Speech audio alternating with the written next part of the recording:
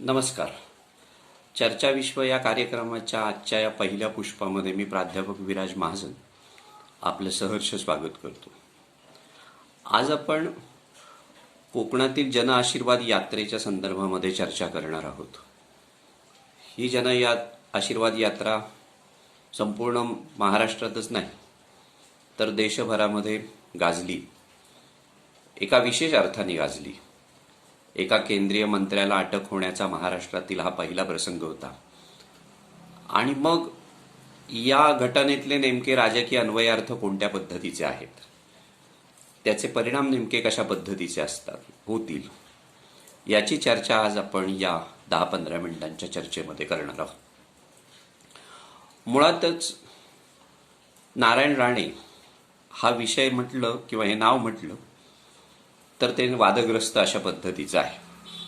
म्हणजे शिवसेनेमध्ये असल्यापासून ते नंतर त्यांचा काँग्रेस आणि आज नंतर स्वाभिमान पक्ष, त्याच्यानंतर भारतीय जनता पार्टी असा जो काही प्रवास चालू आहे, या प्रवासामध्ये त्यांची आक्रमकता, त्यांची महत्वाकांक्षा ही कुठेही तसूभर सुद्धा बाजूला पडली असं आपल्याला दिसत नाही.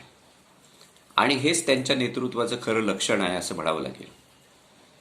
म्हणजे महाराष्ट्राला जे काही मुख्यमंत्री मिळाले त्या मुख्यमंत्र्यांमध्ये नारायण राणे हा एक वेगळा प्रकारचा मुख्यमंत्री होता किंवा एक वेगळ्या प्रकारचं नेतृत्व होतं असं आपल्याला म्हणता येईल. असं म्हणतात की नारायण राणे जेव्हा विधानसभेमध्ये विरोधी पक्षनेते होते भारतीय जनता पार्टी आणि शिवसेनेच्या कालखंडामध्ये, तेव्हा त्यांचा इतका दरारा होता की त्यांनी नुसती नजर रोखली तरी सुद्धा आमदारांची घाबरगुंडी होत होती.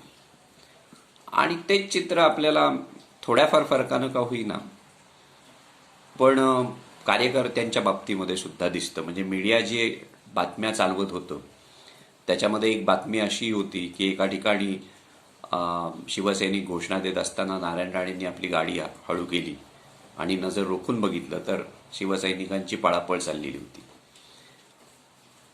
म्हणजे जो बेडरपणा आहे, जो एक प्रकारचा निर्धास्तपणा ज्याला आपण म्हणतो, निडर वृत्ती, ती राणेंपाशी आहे. काही लोक त्याला गुंडगिरी असं म्हणतात, स्टंटबाजी असंही म्हणतील, गँगस्टर असं सुद्धा याच्यामध्ये कुठेतरी आलं जन आशीर्वाद यात्रेमध्ये. आणि त्याला उत्तर देताना त्यांनी म्हटलं की मी जर गँगस्टर आहे, गुंड आहे, तर मग शिवसेनेनं मला मुख्यमंत्री का केलं? किंवा मग आज शिवसेनेमध्ये जे आहेत किंवा जे मंत्री आहेत ते सगळेच गँगस्टर आहेत का? अर्थात त्यांनी दिलेलं उत्तर ह्या सगळ्या गोष्टींची चर्चा जर आपण बाजूला सोडली तर राजकारणाच्या बाबतीमध्ये एक अशा पद्धतीचा साधारणतः काय म्हणायचं, एक विचार किंवा एक प्रकारचं मत तयार झाले, परसेप्शन ज्याला आपण म्हणतो लोकांचं, ते अशा पद्धतीचं झालंय की राजकारण हे गुंडांचं अंतिम आश्रयस्थान आहे. आणि अनेक विद्वानांनी सुद्धा राजकारणाची व्याख्या करताना तशा पद्धतीची भूमिका घेतलेली आहे. राजकारण खरंच असं आहे का? राजकारणाचे आयाम आपल्याला बदलता येणार नाहीत का?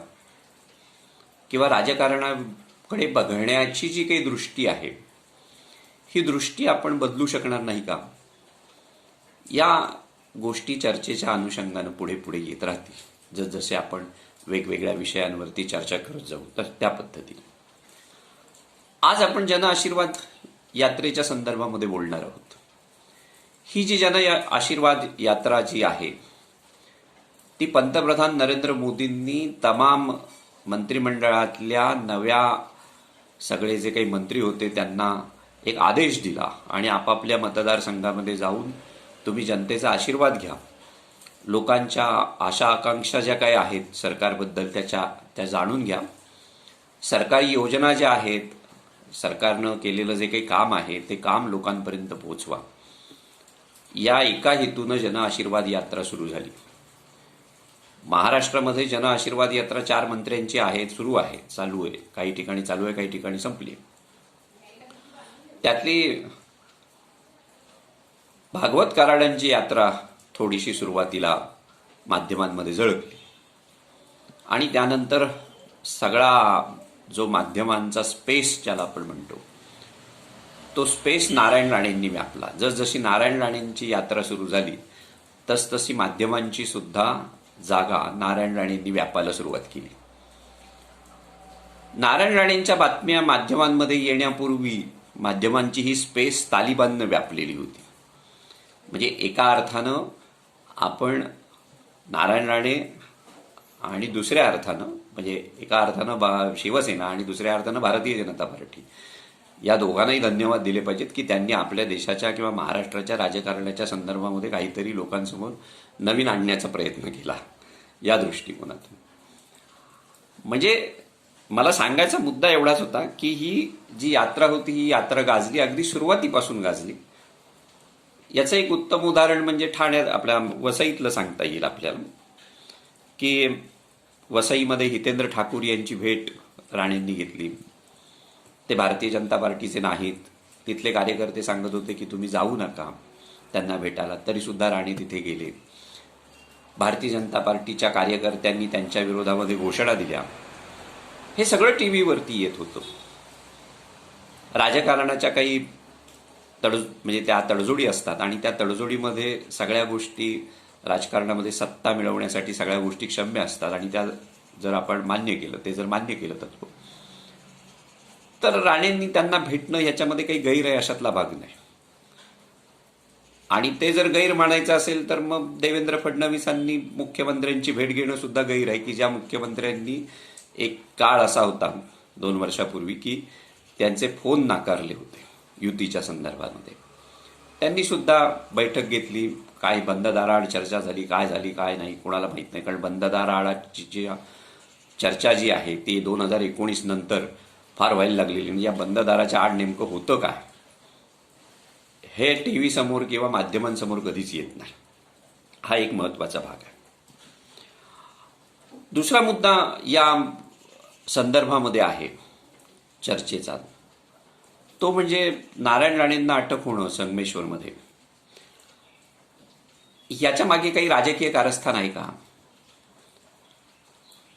आणि ते जर तसं असेल तर मग तो ट्रॅप नेमका कोणाचा होता? शिवसेनेचा होता, भारतीय जनता पार्टीचा होता की नारायण राणेंचा होता? हाही एक महत्वाचा भाग ठरू शकतो. कारण 15 ऑगस्टला मुख्यमंत्री काय बोलले ते माध्यमांनी अर्धवट दाखवलं. ही वस्तुस्थिती आहे. म्हणजे स्वातंत्र्याचा हिरक महोत्सव आहे की रौप्य महोत्सव आहे हे महाराष्ट्राच्या नेत्याला माहीत नसणं, मुख्यमंत्र्याला माहीत नसणं ही लाजिरवाणी गोष्ट आहे तसं म्हटलं तर. किंबहुना कोणत्याही पद्धतीचा गृहपाठ न करता अशा पद्धतीनं सामोरं जाणं कार्यक्रमामध्ये आणि खिल्ली उडवल्यासारखं बोलणं, काय मग ते कसं काय मागे वळून सेक्रेटरींना विचारणं, सचिवांना विचारणं आणि मग सचिवांनी सांगणं, हे एका अर्थानं त्या कार्यक्रमाची खिल्ली उडवल्यासारखंच आहे. पण ती त्यांची पद्धतच आहे बोलण्याची उद्धव ठाकरेंची. त्यामुळे त्या बाबतीमध्ये काही बोलावं अशा काही राहिलेलं नाही. म्हणजे जेव्हा आपण समन्याय पद्धतीनं बघू दोघांकडे दोघांच्याही वक्तव्यांकडे की त्याच्यामध्ये नेमकं काय फरक आपल्याला दिसतो. म्हणजे उद्धव ठाकरे एका बाजूला चुकले की स्वातंत्र्याचा हिरक महोत्सव आहे, अमृत महोत्सव आहे, रौप्य महोत्सव आहे, आणखीन कुठला महोत्सव आहे हे त्यांना माहीत नव्हतं. आणि माध्यमांनी तेवढी अर्धीच बाजू दाखवली. ही म्हणजे हा एका अर्थानं राणेंच्या विधानाच्या संदर्भात म्हणजे राणेंचं विधान जितक्या वेळा माध्यमांमध्ये दाखवलं गेलं त्यापेक्षा कितीतरी कमी वेळा उद्धव ठाकरेंचं विधान दाखवलं गेलं ही वस्तुस्थिती आहे. अर्थात कुठल्याही सामान्य माणसाला जर आपण विचारलं की याच्यामध्ये काय आहे तर आपण त्याच्याकडे दुर्लक्ष करतो की झाली असेल चूक, विसरून जाऊ दे, पुढच्या वेळेला सुधार, अशा पद्धतीने. पण नारायण राणेंनी तो जो मुद्दा होता तो मुद्दा मात्र लावून धरला आणि ते बोलताना मात्र त्यांची जीभ घसरली. आणि मी जर तिथे असतो तर, हे मी जर आणि तर यामधलं जे काही वाक्य होतं या वाक्याने संपूर्ण महाराष्ट्रामध्ये खळबळ उडवून दिली. आणि दुर्दैव या देशाचं की ज्या महाडमध्ये हे सगळं घडलं, महाडमध्ये जेव्हा समता संघर डॉक्टर बाबासाहेब आंबेडकरांनी उभा केला होता, ज्या महाडनं एका अर्थानं देशाला घटना दिली असं आपण म्हणू, संविधान दिलं, त्याच महाडमध्ये त्याच घटनेची पायमल्ली ही एका बाजूनं अभिव्यक्ती स्वातंत्र्याच्या बाजूनी पण झाली आणि दुसऱ्या बाजूनं त्यांना अटक करण्याचे आदेश किंवा त्याचा जो FIR जो होता तो महाडमध्येच नोंदवला गेला. अर्थात हा योगायोग आहे, त्यामध्ये काही राजकारण आणण्याची गोष्ट आहे अशातला भाग नाही, पण हेही घडलं. हाही एक महत्वाचा भाग आपल्याला या संदर्भामध्ये लक्षात घेण्यासारखा आहे. राणेंना अटक करण्याच्या संदर्भातल्या क्लिप्स TV9 वृत्तवाहिनीनं ज्या अनिल परबांच्या पत्रकार परिषदेतल्या होत्या त्या व्हायरल केल्या आणि त्यामुळे मग यातले खरे सूत्रधार नेमके कोण आहेत हे पुढे आलं. म्हणजे एखाद्या नेत्याला अटक करायची असेल तर त्याचा प्रोटोकॉल काय आहे, नेता म्हणण्यापेक्षा मंत्री, आणि ते अटक करत असताना राज्यसभेच्या उपाध्यक्षांना म्हणजे उपराष्ट्रपतींना अध्यक्षांना कळवणं, उपराष्ट्रपतींना कळवणं हे बंधनकारक होतं. म्हणजे ते प्रोटोकॉल पाळले जाणं याच्यावरती बरीच चर्चा झाली. भवतीने भवती अशा पद्धतीची चर्चा झाली. घटनातज्ञांनी सांगितलं की मंत्र्यांना अटक करता येते. त्या पद्धतीनं नारायण राणे यांना अटक सुद्धा झाली. ते त्याला अटक म्हणत नाहीत. अटक म्हणजे बेड्याच घातल्या पाहिजेत अशातला काही भाग नाही आहे. पण त्यांची यात्रा थांबवून त्यांना परत माघारी आणणं, तिथून परत जामीन त्यांना मिळणं, त्यांना समज देणं, पुन्हा अशा पद्धतीची वक्तव्य तुम्ही करू नका असं न्यायदंडाधिकाऱ्यांनी सांगणं, या सगळ्या गोष्टी मीडियामध्ये येऊन गेलेल्या आहेत. या संदर्भामध्ये मगाशी मी म्हटलं त्या पद्धतीनं माध्यमांची भूमिका जी आहे ती मला एका अर्थानं संशयास्पद वाटते. कारण माध्यम एका बाजूनी मॅनेज्ड, कारण हल्ली माध्यमं ही मॅनेज असणं किंबहुना आहेतच, ती ही वस्तुस्थिती आहे आणि प्रत्येक जण त्यांच्यावरती तशा पद्धतीचा आरोप करत असतो. गेल्या काही वर्षांमध्ये TV चॅनल्सवरती असलेली जी काही राजकीय चर्चेची वार्तापत्र ज्याला आपण म्हणतो ती बंद झाली धडाधड, आणि अनेक संपादकांनी राजीनामे दिले किंबहुना ते घरी बसलेले आहेत की जे या सगळ्या सिनारिओमध्ये किंवा या सगळ्या चर्चा विश्वामध्ये मोठे झालेले होते. मोदी सत्तेवरती आल्यानंतरच्या कालखंडामध्ये हे सगळं घडलं असं म्हटलं जातं. अर्थात याच्यात मोदींचा किती भाग आहे आणि किती नाही हे काळ कदाचित पुढे कधीतरी ठरवेल. आपल्याला आज त्याच्यामध्ये जायचं नाही. मगाशी मी म्हटलं तसं त्या पद्धतीनं की ही सगळी यात्रा जी होती ही यात्रा लोकांचा आशीर्वाद घेण्यासाठी होती, लोकांपर्यंत केंद्र शासनाच्या योजना पोहोचवण्यासाठी होती, किंबहुना सरकार नेमकं कशा पद्धतीनं काम करतंय हे सांगण्यासाठी होती. मला मिळालेलं खातं आहे त्या खात्याचा मी कोकणासाठी कशा पद्धतीने उपयोग करू शकतो हे सांगण्यासाठी होती. दुर्दैवानं राणेंनी पहिल्या दिवसापासून या गोष्टी कुठेही बोलल्याचं फार माध्यमांमधनं आलं नाही. शेवटी कुडाळ आणि कणकवलीमध्ये ते आपल्या खात्याच्या संदर्भामध्ये बोलले. ते जर पहिल्यापासून बोलले असते तशा पद्धतीचं तर कदाचित ही यात्रा जास्त वादग्रस्त झाली नसती. पण नारायण राणे आणि वाद हे दोन्ही हातात हात घालून जाणारे आहेत. त्यामुळे यात्रा संपली तरी वाद संपलेले आहेत किंवा संपलेत असं आपल्याला दिसत नाही, वस्तुस्थिती आहे. एका अर्थानं ह्या सगळ्या अटक नाट्यामध्ये नारायण राणे बेसावत असताना त्यांना म्हणजे त्यांना ट्रॅपमध्ये अडकवण्याचा प्रयत्न झाला. शिवसेनेच्या दृष्टिकोनातून ही तशी आयती संधी त्यांना मिळाली. कारण गेली 2 वर्ष कोविडच्या कालखंडामध्ये शिवसेनेचं फार काही भरीव काम झालंय असं कुठे दिसत नाही. आणि विशेषतः या 2 पक्षांच्या संगतीला जाऊन शिवसेना सुद्धा नरमलेली होती. तिला संजीवनी देण्याचं काम जे होतं ते काम ह्या नारायण राणेंच्या वक्तव्याने केलं असं आपल्याला म्हणतात. म्हणजे फायदा तोट्याचा जर विचार केला एका अर्थानं तर जितका फायदा नारायण राणेंना होतो आहे तितकाच फायदा शिवसेनेला सुद्धा होतो आहे असं आपल्याला म्हणता येईल. कारण साधा सर्वसामान्य शिवसैनिक जो होता तो चार्ज झाला. त्या एका युवकाला मारहाण झाली आणि नंतर दुसऱ्या दिवशी त्याला त्याच्या कामाची बक्षिशी आदित्य ठाकरेंनी दिली, हे आपण टीव्हीवरती बघितलेलं आहे. त्यामुळे नारायण राणेंना अंगावर घेतलं तर शिवसेनेमध्ये पदं मिळतात किंवा मिळू शकतील भविष्यामध्ये, अशा प्रकारचा संदेश सुद्धा दिला गेलेला आहे. ही शिवसेनेच्या बाजूनी जमेची बाजू आहे. दुसऱ्या बाजूला विचार केला तर काय दिसतं आपल्याला? नारायण राणे एका बाजूने हिरो झाले. नारायण राणे केंद्रात मंत्री झाले, त्यांना सूक्ष्म आणि लघु उद्योग खातं मिळालं, जे पूर्वी अवजड उद्योग खातं म्हणून गणलं जात होतं. त्या खात्याला किती पैसा मिळतो, कशा पद्धतीने काम करायचं असतं, या खात्याचे पूर्वीचे जे मंत्री होते अनंत गीते, हे मंत्री म्हणजे सलग 2 टर्म अवजड उद्योग खातं सांभाळून सुद्धा कोकणातल्या अनेक उद्योजकांना कळलं नाही की बाबा या खात्याचा आपल्याला नेमका उपयोग काय होतो.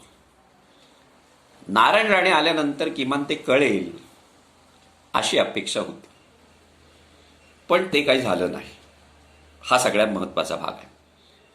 मला ह्या सगळ्या चर्चेमध्ये एक गोष्ट आणखीन पुढे न्यायची आहे, ती म्हणजे हा सगळा विखार जो होता, हा विखार कुठून आला, कशा पद्धतीने आला. म्हणजे पूरग्रस्त भागाला भेट देत असताना नारायण राणेंनी मी सीएमला विचारत नाही किंवा सीएम बीएमगेला उडत अशा पद्धतीची भाषा केलेली होती.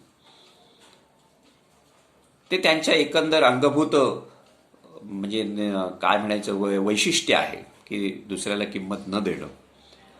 आणि त्यामुळे तिथे सुद्धा नारायण राणेंची जीभ घसरलेली होती. पण तिथे सुद्धा प्रोटोकॉल पाळला गेला नाही. खरं तर ते केंद्रीय मंत्री होते, अधिकाऱ्यांनी त्यांच्याबरोबर उपस्थित राहायला पाहिजे होतं, पण तसं झालं नाही. नारायण राणेंनी जेव्हा जन आशीर्वाद यात्रा काढली त्याच वेळेला नेमकी जिल्हा नियोजन मंडळाची बैठक शिवसेनेनं लावली. ही वस्तुस्थिती आहे की जेणेकरून नारायण राणेंना इथेच कशा पद्धतीने अडवता येईल याची चर्चा त्यांना करता आली. ह्या सगळ्या म्हणजे करता येईल आणि पुढचं षडयंत्र जे आहेत कटकारस्थानं ज्याला आपण म्हणतो राजकारणातली, ती करता येतील याची पुरेपूर काळजी शिवसेनेच्या मंत्र्यांनी घेतलेली होती. याच्यामध्ये दुमत असण्याचं कारण नाही. पण ह्या सगळ्यामध्ये एक गोष्ट प्रकर्षानं जाणवली, ती म्हणजे केंद्रीय मंत्री येतोय, तो आपल्या अडीअडचणी समजावून घेईल. पूरग्रस्त भागातून ही यात्रा जात होती, त्यामुळे त्या संदर्भामध्ये काहीतरी पॅकेज जाहीर करतील, काहीतरी बोलतील, काहीतरी दिलासा देतील. ही जी काही अपेक्षा होती, ही अपेक्षा पुन्हा व्यर्थ ठरली. याचं कारण पूरग्रस्तांच्या प्रश्नांच्या संदर्भामध्ये या जन आशीर्वाद यात्रेमध्ये काही मांडण्यात आलं नाही आणि ती यात्रा जी आहे ती अशाच पद्धतीने वाद गेली.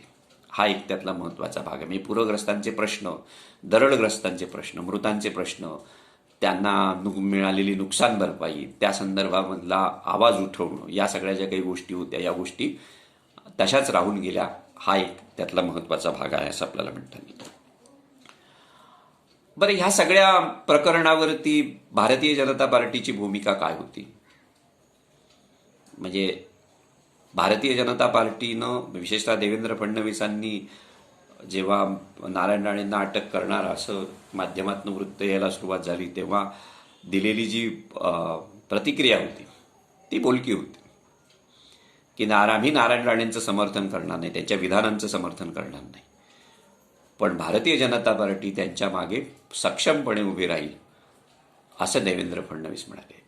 ह्यातला तर्क मला सुद्धा कळला नाही खरं म्हणजे, की आम्ही त्यांचं समर्थन करत नाही, त्यांनी केलेला जो गुन्हा आहे त्याचं समर्थन आम्ही करणार नाही, पण त्यांना पाठिंबा देऊ. अर्थात ते कार्यकर्ते आहेत, नेते आहेत, मंत्री आहेत, त्यामुळे भारतीय जनता पक्षानं त्यांच्या मागे उभं राहणं, सक्षमपणे उभं राहणं हे जास्त महत्त्वाचं होतं. म्हणजे नारायण राणेंना अटक केल्यानंतर प्रवीण दरेकर यात्रा पुढे नेतील असं सांगितलं गेलं. प्रत्यक्षामध्ये प्रवीण दरेकर पुढे आलेच नाहीत. यात्रा 2 दिवस स्थगित ठेवली गेली, तिसऱ्या दिवशी पुन्हा सुरू झाली आणि मग यात्रेतला जो होता तो हळूहळू नंतरच्या कालखंडामध्ये कमी कमी होत गेला नंतरच्या काळात असं आपल्याला म्हणता येईल. एकंदर हे जे सगळं काही झालं हे राजकीय संस्कृतीवरती आघात करणारं, महाराष्ट्राच्या राजकीय संस्कृतीवरती आघात करणारं अशा पद्धतीचं होतं. हे सगळं झाल्यानंतर मीडियामधनं किंवा सोशल मीडियामधनं विशेषतः 2 मेसेज फिरत होते. एक होता यशवंतराव चव्हाण आणि अत्रेंच्या वादाच्या संदर्भातला, की त्यावेळेला अत्रेंनी यशवंतरावांवरती निपुत्रिक अशा पद्धतीचा ठपका मारण्याचा प्रयत्न केला होता. पण यशवंतरावांनी त्यांना सांगितलं की हो असं काही नाही आहे. स्वातंत्र्य संग्रामातल्या लाठ्या काठ्या झेलताना वेणुताईंचा गर्भ म्हणजे निकामी झाला म्हणून मी निपुत्रिक. आणि हे जेव्हा अत्रेंना कळलं तेव्हा अत्रेंनी त्यांच्या घरी जाऊन माफी मागितली वगैरे वगैरे. म्हणजे त्यावेळीची राजकीय संस्कृती आणि आत्ताची राजकीय संस्कृती. आता तर राणे मी माझ्या शब्दावरती ठाम आहे असंच म्हणतात. ते त्यांच्या मगाशी मी म्हटलं तसं अंगभूत वैशिष्ट्य आहे राणेंचं आणि त्यामुळे ते बदलणार नाही. आणि म्हणजे सुंब जळला तरी पीळ जात नाही असं म्हटलं जातं, किंवा जित्याची खोड मेल्याशिवाय जात नाही. तसं हे सगळं जे काय हे राणेंबरोबर नंतर संपेल ही वस्तुस्थिती आहे. त्यामुळे राणेंची विधानं किती गांभीर्यानं घ्यायची हा एक महत्वाचा प्रश्न होता. किंबहुना शिवसेनेनं जर त्याच्याकडे दुर्लक्ष केलं असतं कदाचित तर राणे मोठे झाले नसते. राणे हिरो झाले या सगळ्या प्रकरणामध्ये. म्हणजे जसं शिवसेनेला संजीवनी मिळाली त्याचप्रमाणे राणेंना महाकव्हरेज मिळालं आणि तेही नॅशनल लेवलवरती मिळालं. माध्यमांनी त्यांना उचलून धरलं. राष्ट्रीय बातमीपत्रांमध्ये बातम्या आल्या केंद्रीय मंत्र्याला अटक म्हणून, की ज्या नारायण राणेंना राष्ट्रीय बातमीपत्रामध्ये अजिबात स्थान नव्हतं. अशा वेळेला नारायण राणेंनी तिथे आपली स्पेस निर्माण केली ही वस्तुस्थिती आहे. हा सगळा भाग आहे असं आपल्याला म्हणता नाही. या सगळ्या प्रकरणामध्ये मला एक गोष्ट प्रकर्षानं जाणवली ती म्हणजे मोदींनी त्यांना सल्ला दिला होता की तुम्ही नारायण राणेंनाच सगळ्या मंत्र्यांना दिला होता की माध्यमांशी जास्त बोलू नका. इथे नारायण राणे प्रत्येक दिवस प्रत्येक क्षण प्रत्येक वेळ माध्यमांसमोर होते ही वस्तुस्थिती आहे. आणि माध्यमांसमोर म्हणजे खरं तर भारतीय जनता पार्टीच्या मंत्र्यांना परत एकदा रामभाऊ म्हाळगी प्रबोधिनीमध्ये न्यायला पाहिजे. आणि प्रमोद महाजनांचं ते एक भाषण आहे, सुंदर भाषण. ते आता कदाचित पूर्वी CD मधनं प्रकाशित झालं होतं की कार्यकर्त्यांनी कशा पद्धतीनं माध्यमांना किंवा आजूबाजूच्या परिस्थितीला हँडल केलं पाहिजे. ते राणेंना कोणीतरी शिकवण्याची गरज आहे. राणे तसं नाही, बाकीच्यांना सुद्धा शिकवण्याची गरज आहे. कारण बाकीचे चेहरे सुद्धा माध्यमांमधनं सातत्यानं वचवच वचवच बोलत असतात आणि त्यामुळे पक्षाच्या एकंदर प्रतिमेवरती त्याचा परिणाम होताना आपल्याला दिसतो. राणेंमुळे मुंबई महापालिकेमध्ये हे मिळेल, बढावा मिळेल किंवा त्याचा फायदा होईल म्हटलं जात आहे. किंवा राणेंच्या खांद्यावरती बंदूक ठेवली आहे भारतीय जनता पार्टीनं. शिवसेनेच्या बरोबर जर शिवसेनेला जर अंगावर घ्यायचं असेल त्याच्याबरोबर लढाई करत असताना तर राणेंसारखा लढवय्या पाहिजे. आणि म्हणून मी मगाशी सुरुवातीला असं म्हटलं होतं की विरोधी पक्षनेता असतानाची जी जरब होती त्यांची, ती जरब त्यांच्या नजरेमध्ये अजूनही आहे आणि लोक त्यांना घाबरतात. का घाबरतात हा भाग अलाहिदा आहे, त्याच्याशी आपल्याला देणं घेणं काही नाही. पण राणे ही एक ताकद आहे, ही वस्तुस्थिती आहे. आणि ह्या सगळ्यात आणखीन एक प्रमोद जठारांचं वक्तव्य आलं, वादग्रस्त वक्तव्य. संभाजीशी नारायण राणेंची तुलना करणं, अर्थात भावनेचा अतिरेक ज्याला आपण म्हणतो तो झाला की हे असं होतं. लोक राजकीय नेते सैल सुटतात. राणेंना सिंधुदुर्गामधल्या भारतीय जनता पार्टीने ऍक्सेप्ट केलेलं आहे.